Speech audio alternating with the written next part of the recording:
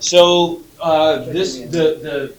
the final, our quiz, is going to cover really just three sections in Unit 3. It's going to be 3.2, which is absolute value functions in vertex form, 3.3, which is the hardest one, which is quadratic functions in standard form, and then 3.4, which is pretty easy, which is quadratic functions in vertex form. Okay, so let's take a look at some problems from all of those. Real quick, remind me if we're wanting to write a absolute value function in vertex form.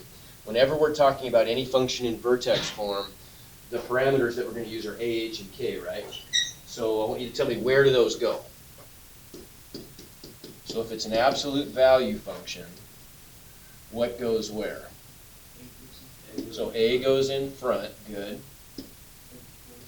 Okay, and that's being subtracted from x inside, right? So it's absolute value of x minus h plus k. Very good.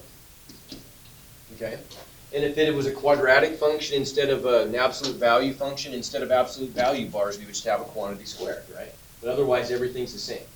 So then what are the values of a and h and k for this function up here, for f of x? Okay, so negative 3/5 is a, positive 9, because it's what's being subtracted from x, so h is 9 and k is 0. Good. Okay? What about if we want to graph one of these things? Okay, so when we're graphing anything in vertex form, it's so simple. All we need to do is identify what are the values of a, h, and k and use those to come up with our graph. It's really pretty simple stuff. So what are the values here of a, h, and k? What's a? Negative 1/4. Okay, h is negative 4, and k is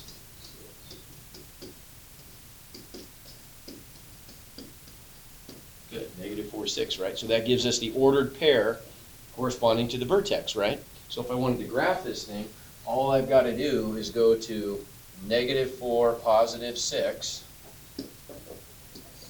Right, there's our vertex. We know that we're going to have an axis of symmetry vertically through the vertex, which helps us a lot. And then if a is negative 1/4, okay, this is the part that, make sure, listen very carefully and make sure this all makes sense. A is what determines what the heights of the parent, or the dilated function are going to be, right?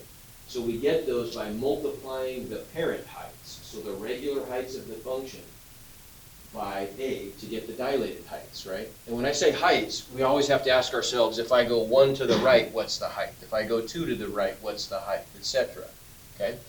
So for our parent graph, if I go 1 to the right, how tall is the function? Okay, but I mean just the parent graph though, regular old absolute value graph, undilated. 1, right? It's going to be, I go right 1 and I go up absolute value of 1, which is 1. If I go right by 2, I go up by how much? Absolute value of 2, which is 2, right? If I go over 3, I go up by 3. If I go over 4, I go up by 4, right? And so if I were to connect all those, it just gives us our parent graph, which is our v, right? Our plain old v. Now this time, though, we're multiplying the heights by negative 1/4. Right? So if I were to multiply this parent height of 1 by negative 1/4, I would get a value of negative 1/4, which isn't very convenient to graph. Which is the height, the parent height, the normal height that I'd want to multiply by a this time? Which one would be convenient? Yeah, before, wouldn't it, right? So it'd be this guy right over here. If I go over to the right by 4, I go up by 4, right? But we don't want to go up by 4. I mean, we're going to go up by 4 times negative 1/4. So we're going to get, our value is going to be 4 times the parent value of negative 1/4 equals what? What's 4 times negative 1/4? Negative 1. So I get the value of negative 1. So if I go over to the right by 4, I'm going to go up by negative 1, which means I'm going down 1, right? And then I can just reflect that over to the other side, right? Because I've got this axis of symmetry, so all these points are reflections. So I get a point over here and I'm done.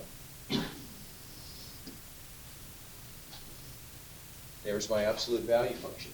How do I identify it on Moodle? It's going to be the one that has a vertex there and it goes through these convenient points.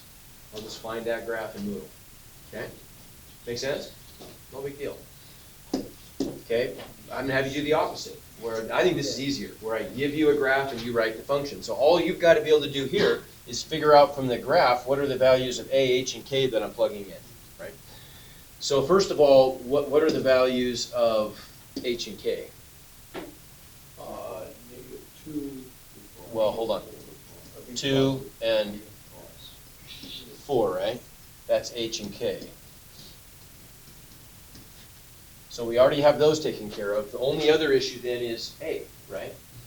So look at what we're doing on this dilated graph. I'm going to the right by 1, and I'm going up by 4.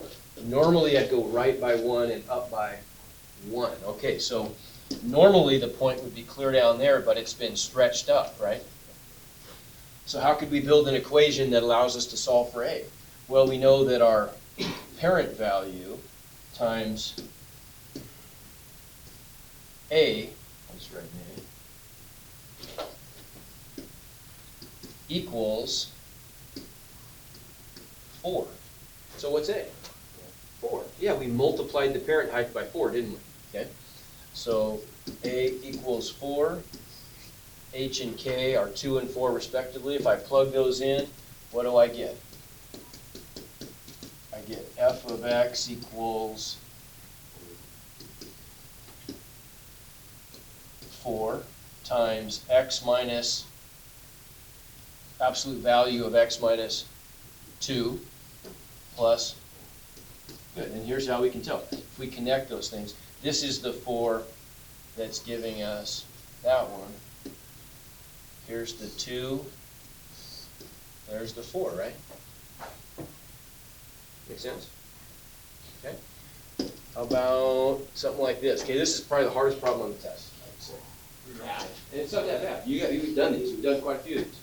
Right, this is probably the hardest problem on the test because it's asking you to graph a quadratic function in standard form. And you actually have to do some stuff. You can't just see the vertex immediately. You have to calculate it, right? So what form is this in again? Standard form. Okay, so let's remind ourselves what standard form is. What is standard form? F of x equals,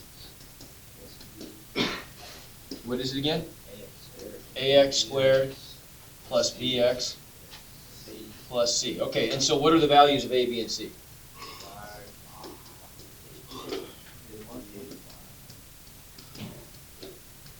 125, okay. What's our formula for calculating the x-coordinate of the vertex? Negative b over 2a, good. And what do we call, what do we always call the x-coordinate of the vertex? Like we just did some of that stuff. What's the x-coordinate of the vertex? H. H, yeah, isn't it? H is always x-coordinate of vertex, right?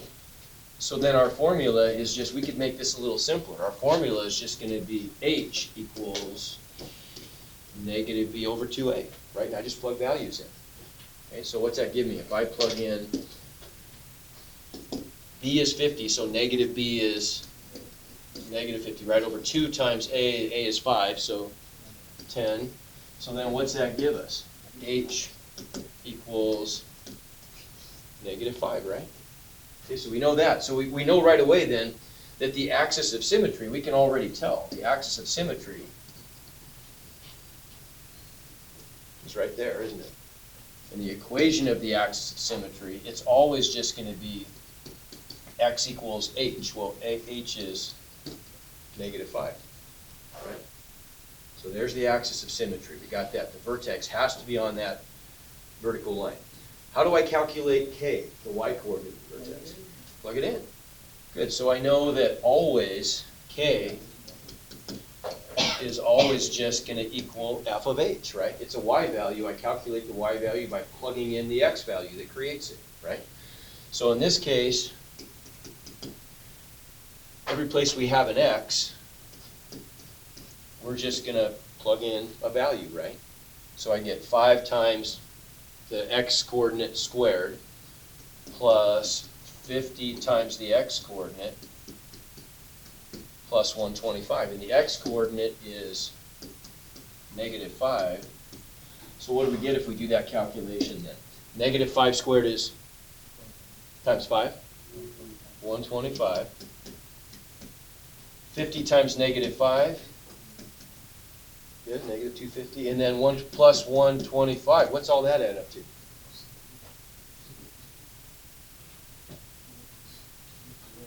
Zero. Yeah, all adds up to 0, doesn't it? 125 and 125 is positive 250. Minus 250 is 0. So we get k equals 0, h equals -5. So we can see right now that there's our vertex, correct? And we did all that work just to calculate h and k. We already knew a, though, right? That's nice. We already knew a. A is 5. So that means we're just going to multiply our regular parent heights by 5, right? To get the dilated heights. Real quick, let's just remind ourselves, what does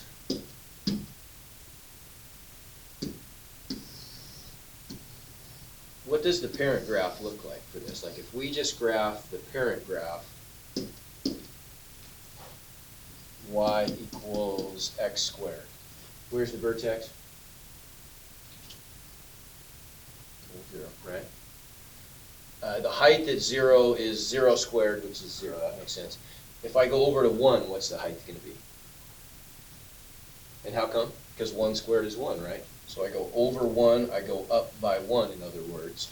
If I go over 2, I'm going to go up by 2 squared, which is 4. Good. I go over 3, I'm going up by 9. And that's what causes, because these numbers keep getting bigger and bigger and bigger, that's what causes it to curve up like a parabola, right? And so we end up getting our parent graph, and we know what the look of that should be. You know, it just looks like a regular old parabola, right? Okay, but for this problem then, we want to dilate the regular shape by 5. So normally we'd go over 1 and up. Everybody? Up 1, right? Everybody pitch in here. So we go over 1 and we go up by 1. But then we're going to go, we know that we're going to multiply the regular value times a, which is 5, which is going to give us back 5 for the dilated value, right? So we'll go over 1 and up 5, back 1 and up 5. And so that's the parent graph we're looking for, right? Yeah. We good? Okay. Okay, so what about this then?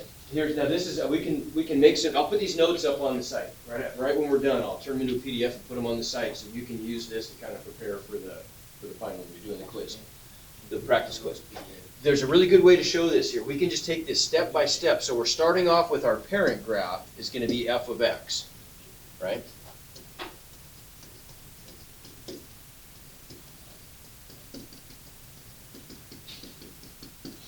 So we're doing all these transformations to create this new function g of x. Well, let's just color code these things and we'll take these one step at a time. And each time we add something new, you tell me where it goes in g of x. How are we tweaking f of x?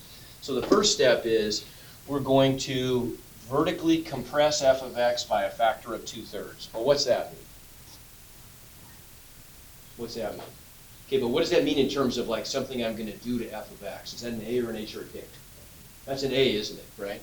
So step 1 is going to be g of x equals 2/3 times f of x, whatever f of x is. They don't even tell us, but we don't need to know. It's just some parent graph. It might be quadratic, it might be square root, it might be absolute value. Who knows? Who cares? Either way, no matter what it is, we're always going to do the same stuff to tweak it in these predictable ways. Okay, what's next? They want us to vertically reflect f of x. So that means instead of opening up, maybe it opens down, right? How do I accomplish that? Negative. Okay, A's gotta be negative, doesn't it? So step 2 is just gonna look like this.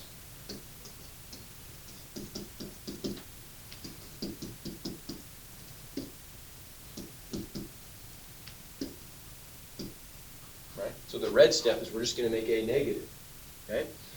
What's next? We're going to translate f of x 7 units up. So that can be an h or a k issue. Which one? I'm going up, vertically by 7. It's gotta be k, doesn't it? Good. So that's telling us k is 7. So step 3,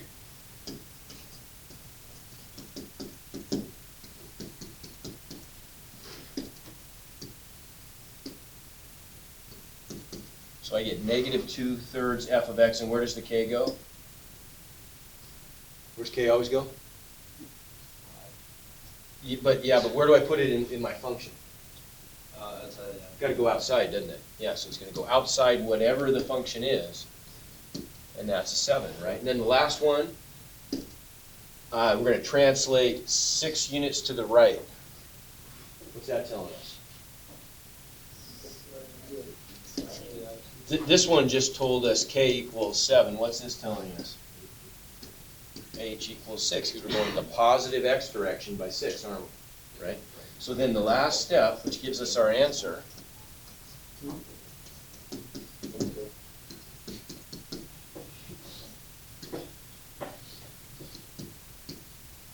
so we had a negative 2/3 out front.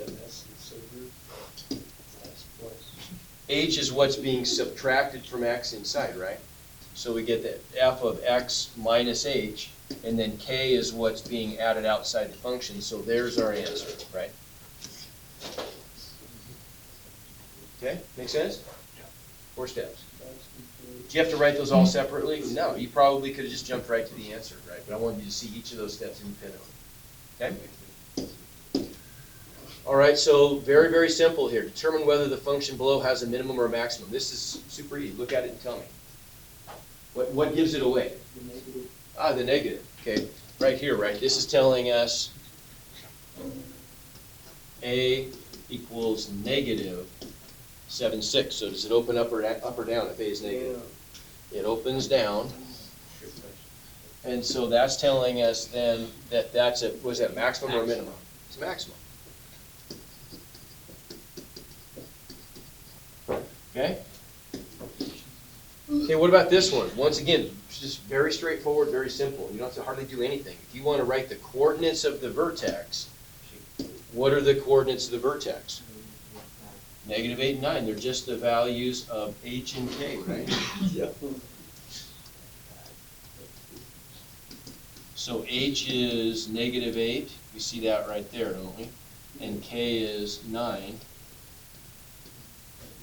right? And so there's our vertex. If I wanted to write the axis of symmetry of this thing, because there's going to be a question like that too.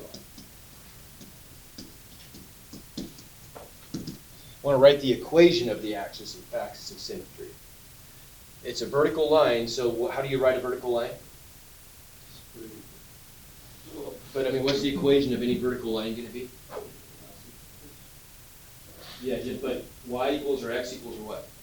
X equals some number, right? Whatever the x coordinate is of every point on that line. So we know it's going to be x equals a number. What's the number? Negative 8. Right? Doesn't that make sense? Because the vertex sits on the axis of symmetry. So the x coordinate of the vertex has to be the x value that defines that line, doesn't it? Right? Okay. How about this one? So we want to write the domain and the range of this quadratic function. Well, it's a parabola. What's the domain of every parabola? All reals. If I zoom out forever, it's going to expand to the left and the right forever. Agreed. So the domain is always, domain's always all reals. Okay, the range. What about the range?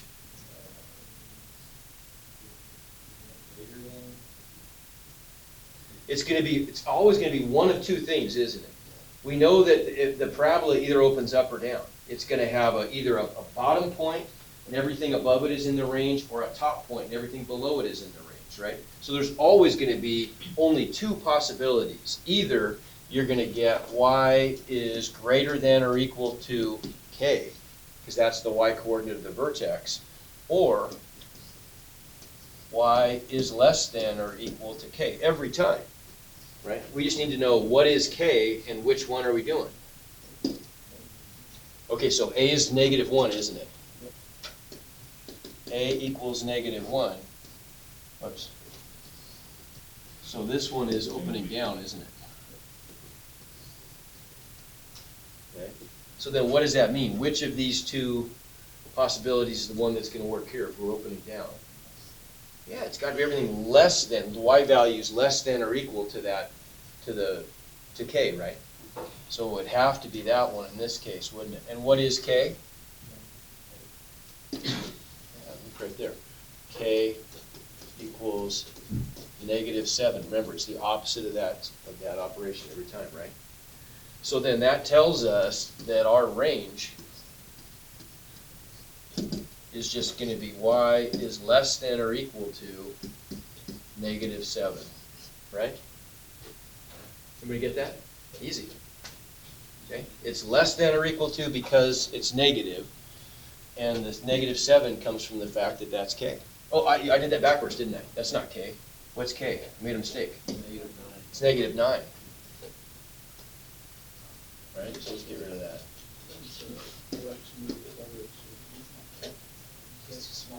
Right, so there's k, it's -9.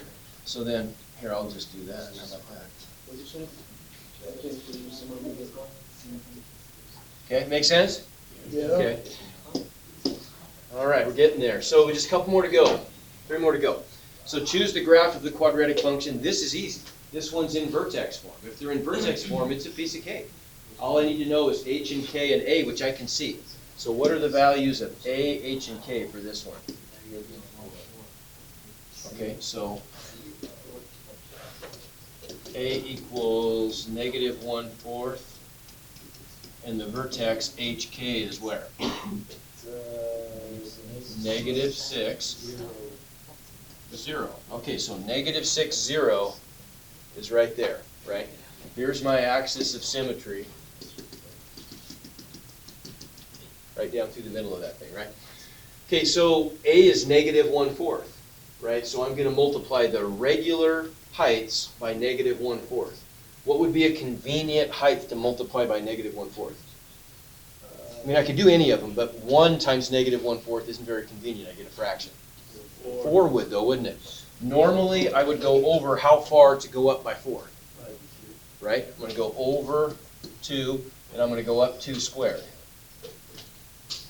Okay, but what we can do here, so we'll multiply 4 times a, which is -1/4, and what's that give us? What's 4 times -1/4? -1. Okay, so then that means that instead of going up by 4, we're going to go up by -1, and so I get the point right there. I can reflect it over the axis to get another point right there, and here's the shape of my parabola. I just got to find the one that goes through those 3 points. Right? No big deal. Okay.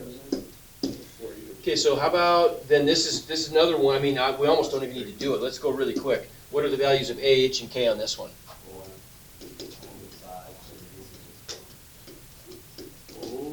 What's h again? Good.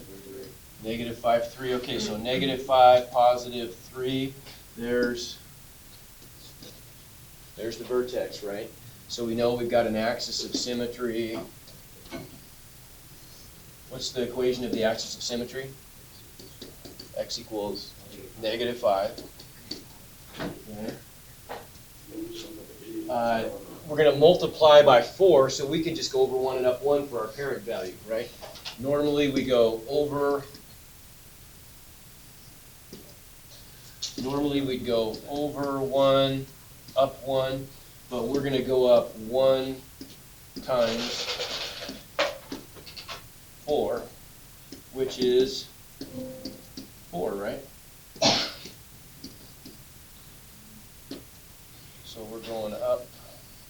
that far. There's our point. There's a reflected point. There it is, right? Okay, make sense? Okay, last one, inequality. Doesn't really make it any harder though, does it? Inequality, what are the values? This is in vertex form again. What are the values of A, H, and K?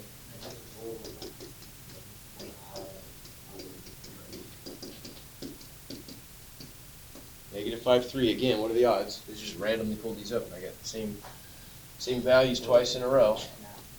It's about a 1 in a, I'm gonna say it's about 1 in 288 chance of that happening, so not often.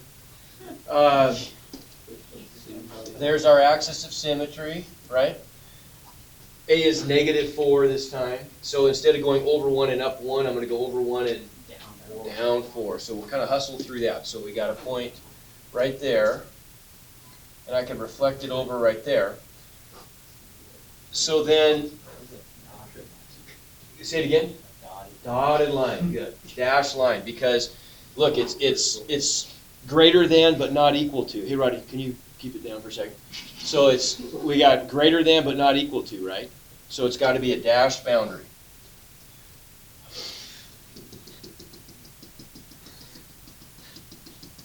Not a great parabola. You get the idea, right? So it's a dashed line. Now, how am I going to shade this thing? Above, right? If f of x is greater than the parabola that we just graphed, then we're shading above, right? Because f of x is y, and y being greater than means above. And so then here's what we get. Right, we would get the shaded region is going to look kind of like everything out there, right? Everything that's above that parabola, that dashed parabola. Remember that in Moodle, I can't make dashed lines. So what I do instead in Moodle on the graphs, when you're choosing the correct graph, if it's a dashed line, that's equivalent to a really light boundary on the parabola, and then a really dark boundary would be one where the equals is included.